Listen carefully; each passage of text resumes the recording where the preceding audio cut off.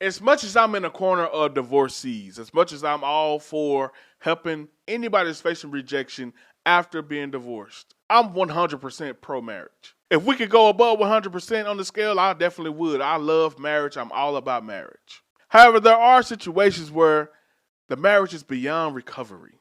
The issues are so daunting. The damage has been so much done that it's time to let go. And I have 6 signs and 6 clear indicators that it's time to leave your marriage. And I want to put this disclaimer here. I'm not telling anyone to leave their marriage. I am saying it's time to evaluate what's best for you. It's time to evaluate if it is best for you to leave or if it's time for some counseling, some sit downs. Whatever the case may be, if you're facing one of these 6 things, it's time to do some sort of evaluation.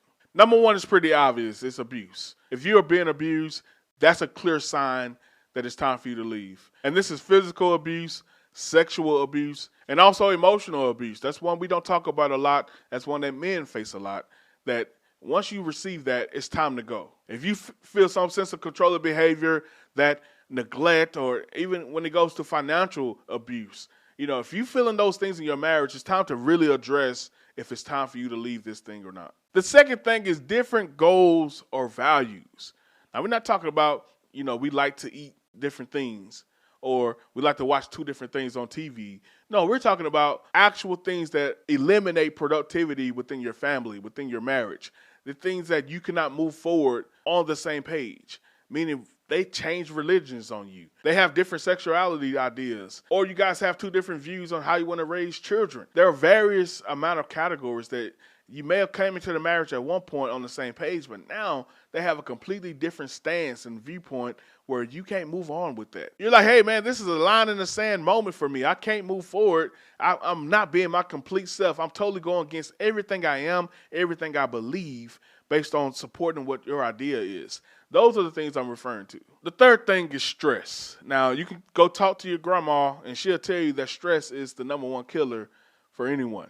I've seen situations where a couple is at each other's throat nonstop, and they take on all the brunts of those arguments and internalize it all and never voice it, and eventually end up in a hospital bed. If you see things such as that, not saying necessarily being in the hospital bed, if you're seeing your ability to function is dramatically decreasing, it may be time for you to evaluate what is the root cause of that.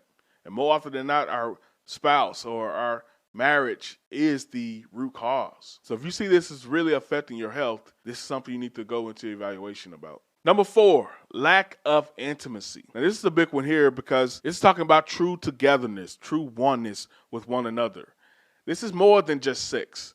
This is all about how do we become one? We become one on an emotional level, on an intellectual level, a spiritual level, an experiential level. You're becoming one on all levels, and if you are not experiencing that, do you really have a relationship? Is it really real between the 2 of you if it's really disconnected on all those levels? I've heard someone say it, I'm sure you have heard it as well, that the opposite of love is not hate, it's indifference. If you think about the arguments that you may have had in the past with a spouse or a significant other, that hate that you share with them can very well be love as well. It's passion. It means that you either had or still have some sense of love for this person at one point. But having that indifference is clearly an indication that you have nothing for them. And I've been on the wrong side of that indifference.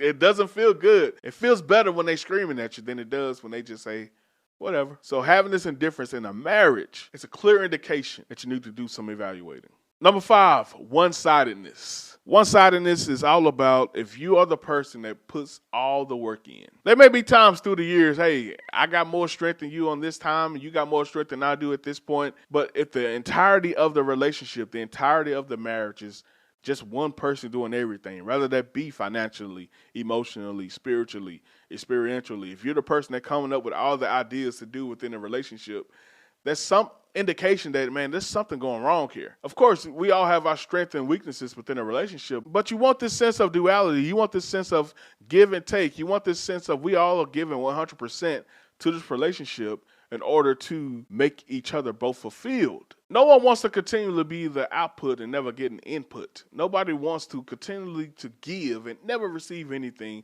especially when it comes to a marriage. So if you are experiencing this, it's definitely time to do some evaluating. And number 6, and this is actually the one I believe is all encompassing of the other 5, is the communication issues. I believe communication is the root of every issue that we have. And communication can vary, of course, but you want to pay attention to how you talk to each other. Is there respect within the tone of how we address each other? Are the things that's happening throughout the course of a week and you realize, hey, you didn't tell me this. Oh, hey, you never mentioned this to me. Oh, I forgot to tell you that. Those are the type of moments you need to realize, like, hey, man, we're not connected whatsoever. We need to address what's going on within this marriage. Are we really one? Are we really operating as one? Are we really functioning together? Or are we two separate entities just living in the same house? We need to ask that famous question that women normally ask. What are we? Are we really husband and wife? What constitutes who we are? What is our relationship really about? Are we just existing until we die? Or are we truly living as one, and do we want to fulfill our divine purpose? That's what marriage is about. So if you're facing any one of these 6 things, I definitely encourage you to evaluate within yourself first, and also you can talk to someone. Whether that be with a licensed therapist, if it's something that's rooted in the past that you need to uproot, or if you need help processing something for the future, you can speak with a professional coach. And that's exactly what I am. I'm a certified professional coach, and I specify in your exact situation.